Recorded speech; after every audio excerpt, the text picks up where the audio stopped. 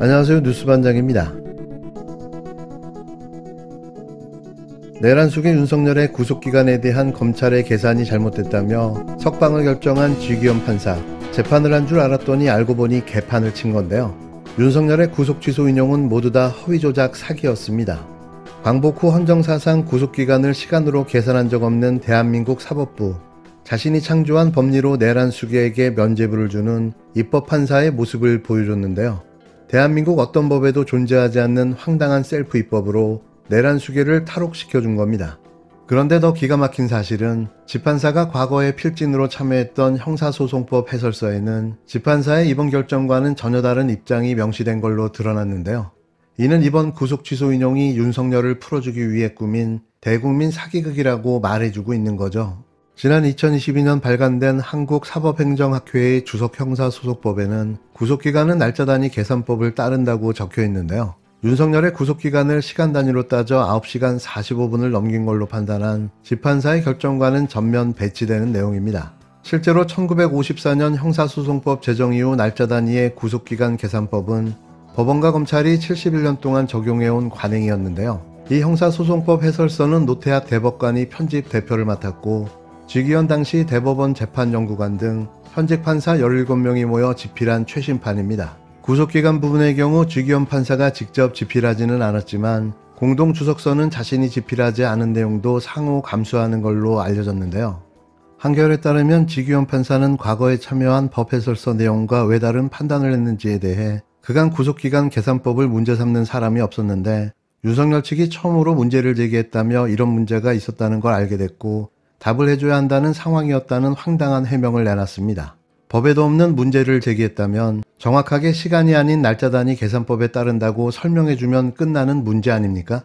이걸 지금 변명이라고 내놓은 걸까요? 누가 봐도 윤석열 구속 취소를 결정해놓고 어거지로 법리를 끼워 맞춰 놓은 건데요. 윤석열 하나 살리자고 대한민국을 쑥대밭으로 만들어 놓은 사기 판결을 내놓은 겁니다. 쥐기현 판사는 반드시 그 책임을 물어 파면해야 합니다. 이 자를 그 자리에 놔두는 것 자체가 국민에 대한 모욕입니다. 이런 가운데 검찰은 윤석열 구속 취소를 두고 즉각 항고할 것인가, 석방 지휘할 것인가를 놓고 대검과 특별수사본부 간 치열한 격론이 벌어졌고 결국 대검 지휘부가 석방 지휘를 결정하면서 내란 수괴 윤석열이 석방됐다고 주장해왔습니다. 하지만 검찰의 이런 주장은 말 그대로 소설이었다는 사실이 드러났는데요. 심우정과 박세현의 약속 대련이었다는 사실이 확인된 겁니다.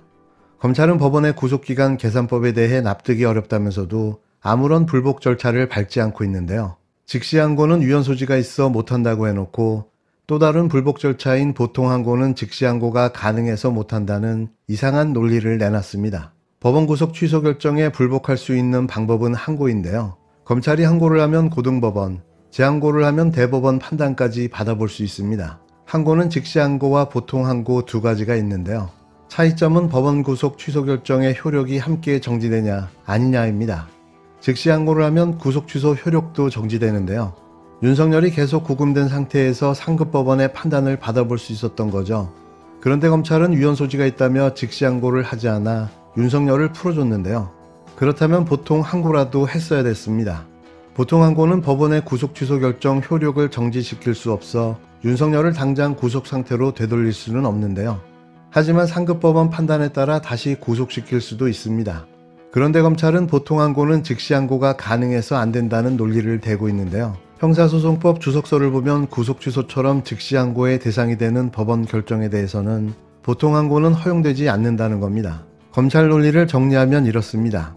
먼저 즉시항고는 위헌 소지가 있어서 못한다고 했고 또 보통항고는 법이 즉시항고만 허용하니 또 못하겠다는 건데요. 검찰은 구속집행 정지에 대한 즉시항고심 위헌 결정을 한 2012년 헌법재판소 결정을 근거로 구속 취소에 대한 즉시항고도 위헌 소지가 있다고 주장합니다. 당시 헌재는 구속집행정지 즉시항고 조항을 위헌으로 결정하면서 대안을 제시했는데요. 그중 하나가 보통항고를 하면서 법원 결정에 따로 집행정지를 청구하라는 거였습니다. 즉시항고에 대해 위헌 결정이 났으니 보통항고를 하면서 집행정지 청구를 함께 하라는 거였는데요. 대검 측의 헌재 결정문을 보여주면 즉시 항고는 그렇다고 하고 그럼 보통 항고는 왜 안 했냐고 했는지 물었더니 아무런 답을 하지 못했습니다. 그런데 보통항고 제기를 않겠다는 결정은 누가 한 걸까요? 저는 박세현 특수본부장의 결정이라고 생각되는데요. 심우정 총장은 즉각 항소를 포기하고 석방 지휘를 했고 박세영 본부장은 보통항고마저 제기하지 않기로 결정한 거죠. 고검과 특수본의 격렬한 논쟁이 벌어졌다는 개소리는 그냥 약속 대련이었던 겁니다. 이들을 아직도 믿으시겠습니까? 윤석열 탄핵 국회의원 연대 공동대표 황운하입니다. 히틀러 옆에는 나치 독재를 합법화하는 법기실자들이 있었습니다. 박정희 옆에도 유신 독재를 정당화하는 법기실자들이 있었습니다. 지금 윤석열 옆에는 친위 쿠데타를 끝내 성공시키려는 법기술자들이 준동하고 있습니다. 나치 독재를 옹호했던 어떤 법학자는 이렇게 말했습니다. 나치 혁명은 민족 공동체의 사후 인정과 동의로 그 정당성과 합법성을 확보했다. 끔찍하지 않습니까? 마찬가지로 헌재가 윤석열을 파면하지 않는다면 윤석열 내란 집단은 헌재가 내란의 정당성과 합법성을 부여해줬다 이렇게 선동할 겁니다. 그래서 우리는 절박한 마음으로 이 자리에 섰습니다. 우리 모두는 헌재가 윤석열 내란의 정당성을 부여하지 않을 것이라고 확신합니다. 하지만 법기술자들에 의해서 우리가 알고 있던 상식이 수없이 무너진 지금 민주시민 모두와 함께 헌정수호 의지를 결연한 의지로 밝히고자 합니다. 지금 우리 민주주의는 벽척간도 위기에 직면해 있습니다. 민주시민과 국회와 헌재가 지키고 있습니다. 헌재가 정상적인 판단을 할 수 있도록 국민과 국회가 마지막 힘을 함께 모읍시다. 윤석열 파면 촉구 및 헌정수호를 위한 단식 농성에 들어가며 3월 8일 대한민국 헌정 질서가 다시 무너졌다. 민주주의가 짓밟혔고 내란 속에 윤석열이 거리로 나왔다. 주권자 시민의 불안과 분노는 날로 커져만 간다. 불의와의 타협이 시작되는 순간 민주주의는 무너진다. 내란 세력의 숨통을 틔워주는 일은 절대 있어서는 안 된다. 이에 윤석열 탄핵 야오당 국회의원 연대는 헌법재판소의 신속하고 단호한 윤석열 탄핵 인용을 촉구하며 3가지 요구와 함께 단식 농성에 돌입한다. 첫째, 법원은 내란 숙의 윤석열을 즉각 재구속하라. 내란 숙의 윤석열은 다시 감옥으로 돌아가야 한다. 윤석열은 12.3 내란을 직접 주도했다. 군을 동원해 민주주의를 짓밟고 자신을 독재자로 세우려 했다. 윤석열은 대한민국 헌법 제1조를 부정했다. 민주주의와 법치를 무너뜨리고 주권자 시민위에 군림하려 했다. 그러나 대한민국의 역사는 언제나 독재자를 심판했다. 4.19는 이승만을, 6월 항쟁은 전두환 군사 정권을 끝장냈다. 2025년 헌정 질서를 유린한 윤석열 검찰 독재도 역사의 법정에 세워 단죄해야 한다. 둘째, 윤석열을 석방한 검찰총장은 즉각 사퇴하라. 검찰은 내란 속의 윤석열을 보호하기 위해 즉시 항고를 포기하고 석방을 방조했다. 일종의 탈옥이다. 이번 결정은 법의 공정성을 훼손하고 정의를 기대했던 국민들의 신뢰를 철저히 무너뜨린 행위였다. 심우정 검찰총장은 윤석열 전 대통령의 구속 취소 결정으로 인해 국민적 혼란과 분열을 야기한 책임을 지고 즉각 사퇴해야 한다. 심우정의 사퇴는 선택이 아닌 국민의 명령이며 만약 이를 거부할 경우 우리는 즉각적인 탄핵 절차에 착수할 것이다. 검찰은 지금껏 정치검찰로 수구 카르텔의 대표 선수로 권력에 기생하며 대한민국을 검찰공화국으로 만들었다. 윤석열 정권이 12.3 내란을 통해 검찰 독재 파시즘으로 나아갈 수 있도록 가장 큰 공을 세운 자들이 바로 검찰이다.